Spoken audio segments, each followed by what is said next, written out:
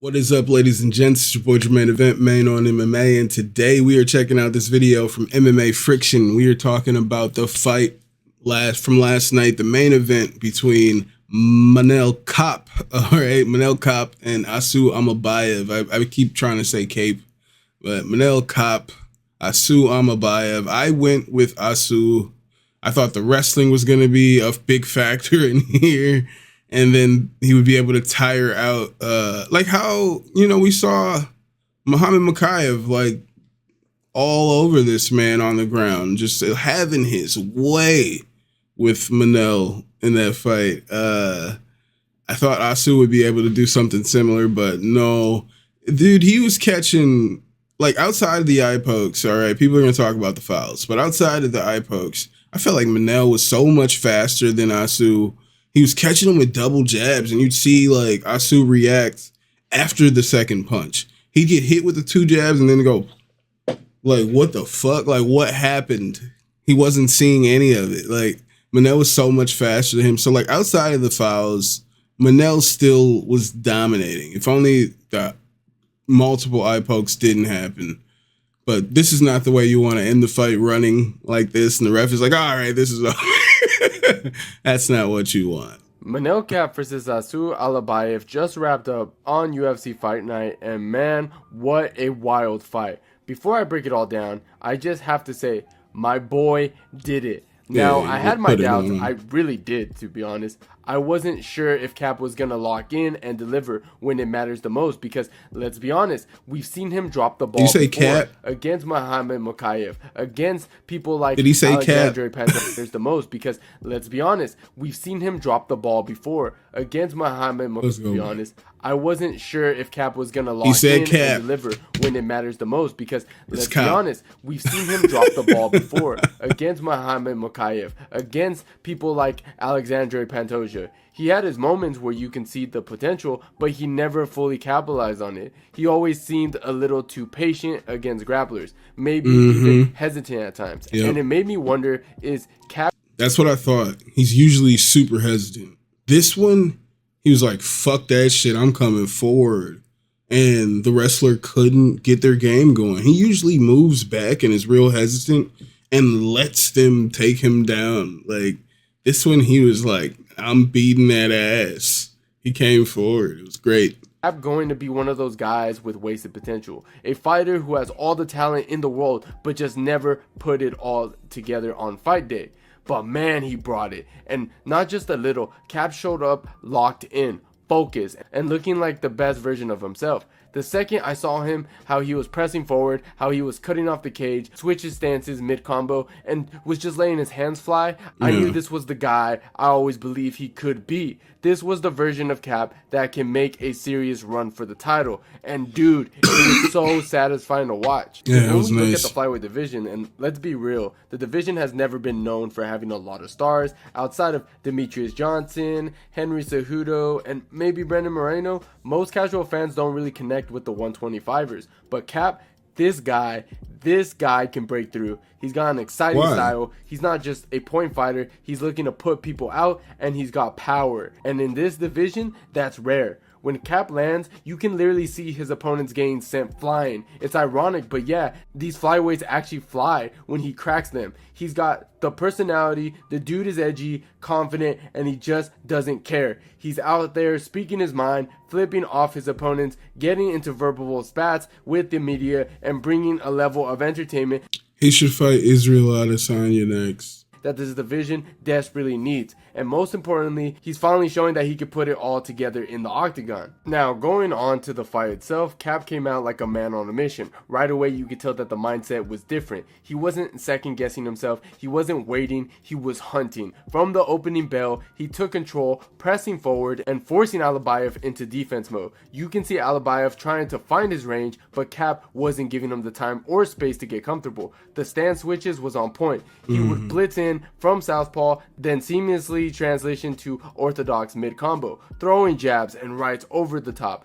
That fluidity made it incredibly hard for Almabayev to time his counters. He had no Almabayev idea wasn't what just to do. a sitting duck though. He was trying to implement his own game plan. He was looking for spinning back kicks, targeting both the body and the head, trying to keep Kape guessing. But Kape was reading him well, stepping out of range or outright catching those kicks and making him pay for them. By the end of the first round, Almabayev started looking for takedowns, realizing that the striking exchanges weren't going his way. Kape stuffed them all with ease, sprawling hard and making Almabayev work just hard to get back to his feet. To make things worse for Almabayev, a cut opened near his eye towards the end of the round, likely from one of those clean counters. Heading into the second round, Almabayev knew he had to switch things up, and he went right back to the takedown attempts. Kape was having none of it, and at one point, Almabayev threw a spinning back kick, and Kape just level changed underneath it, completely shutting it down. Then came the controversy. Almabayev started complaining about an eye poke, but after a review, the referee ruled it a legal punch. You could see the frustration starting to set in for Almabayev. He was struggling to get anything going, and Kape was the only one getting more confident as the fight progressed.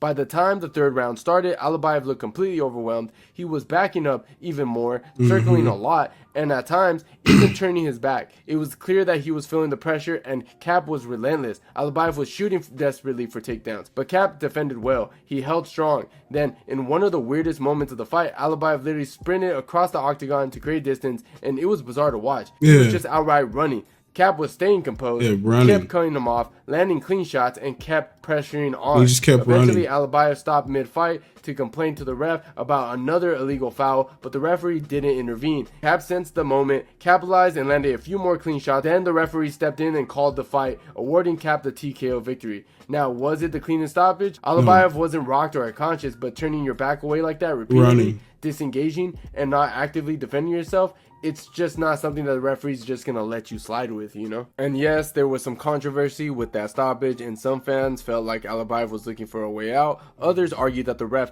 should have handled the eye poke situation differently, but at the end of the day, the official ruling stands as Manel Kape gets the TKO victory. And I'm not gonna lie, man, the eye poke situation left a bad taste in my mouth. It's not just the way you want to see a fight end, you know? Especially when it's a guy like Kape, who you know has the skills to win clean. And look, I can sit here and argue that Kape was already on his way to win, which I do believe he was. But even saying that doesn't feel right. It still kind of sucks. Especially when you look back at what happened last week with that eye poke that completely stopped that fight. That was one bad eye poke, and now here we are again with another fight getting in a weird, controversial ending. I think even without the eye pokes, Manel was working that boy. Because of it. It's just frustrating, man. You don't want to see a fight turn into a debate over a referee's decision. You want a clear, undeniable winner where there's no questions about who's the better fighter. But at the end of the day, it is what it is.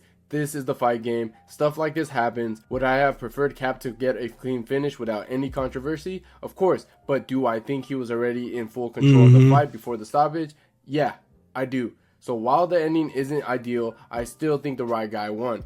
And honestly, this is exactly what he needed, and he showed up, he delivered, and he proved that he's not just some flashy, inconsistent fighter, he's a real contender. His striking looked sharp, his takedown defense was on point, and more than anything, his confidence was through the roof. If he keeps this up, he could be knocking on the door at a title shot sooner than other people think. Now, you're probably asking, where does Kape go from here? This fight demonstrated that he remains a force to be reckoned with in the flyweight division. His striking, his stance switching, and pressure continues to be his biggest strength. But he also showcased solid takedown defense and an ability to dictate the fight. So if you ask me, it's probably going to be Alexander Pantoja next. Assuming that Kai Kara France is actually getting the title shot, that is. But if he doesn't, just throw Manel Kape in there already. At this point, Pantoja has pretty much ran through the entire division. So whether it's Kai or Kape, I'm fine with either matchup. But if we're talking about a rematch between Pantoja and Kape, I actually think Kape has a real shot at winning this time, which is kind of crazy to say. Their first fight was competitive, but Kape was way too hesitant, almost like he was trying to play it safe instead of letting his hands go. But now, he looks way more aggressive, sharper, and confident in his offense. His striking has always been elite, but lately, he's been throwing with real purpose, mixing things up and fighting with an intensity we didn't see him have in the first fight. Of course, Pantoja is a monster on the ground, and if he gets Kape in bad positions, it could be a wrap. But Kape's takedown defense has improved, and his ability to land counters while moving backwards makes this a way more dangerous fight for Pantoja than it was before. Now, if Kape fights like he has been fighting recently, staying active, pressuring, and not holding back, there's a legit chance that he can flip the script and take that belt. And now, as for Almabayev, it was a rough night for him. He had some good moments early on, but once Cap started picking up steam, it got tough for him to get anything going. You could see him trying to stick to his game plan, but Cap's pressure and explosiveness just didn't give him space to work with. If he wants to keep climbing, he's going to have to make some adjustments, especially when it comes to dealing with aggressive pressure heavy guys. That said, he's still a talented fighter, and I'd love to see him bounce back against someone like an Alex Perez. That matchup makes a lot of sense in my opinion. Perez is well-rounded, brings experience, and would be a solid test to see where Almabayev really stands in the division. But with all that being said, what did you guys think of the Shout out to MMA Friction. I thought it was a good main event. Outside of, you got the eye pokes, but things happen. They're not gonna call it, so so what does it matter? These things happen. But Asu was not. It didn't seem like he was gonna win that fight. It didn't seem like things were gonna get anything better for him. He's not running from Manel because of the eye pokes. He's running from Manel because he's getting that ass beat. All right, he's running repeatedly, so he had to step in and stop that fight. Manel was all over him. I saw the post fight between. They actually had Pantoja like video call in and talk to Manel, and it was super respectful between the two of them, and that got me hype for a potential fight between the two of them. But it's funny because I was like, don't you already have a fight booked? Like, he's already booked a fight. I thought he's fighting Kai Kara France. I could have sworn, isn't that already booked? But they were talking as if this fight was next, honestly, is what it sounded like. But very respectful, and it got me super hyped for that matchup. But Manel looked phenomenal last night, outside of the eye pokes, but things happen. But let me know what you guys think, ladies and gents. Head on over to MMA Friction, give them a like and subscribe. Let me know what you thought about that fight yesterday. Do you think something should have happened with the eye pokes, or do you think it just wasn't even a factor? Manel was just putting it on Asu Almabayev last night. Let me know what you guys think in the comments. Thank you guys for being here once again. Hit that like, hit that subscribe, and I will see you guys. When I see you guys, I'll holla. You niggas featherweight, I'm more Francis Ngannou. I be the biggest problem out of any nigga I know. A little old school, like some 45 vinyls. You niggas old dudes, what that do to the wino? I do it the commercial way, pay without the splits. When and got my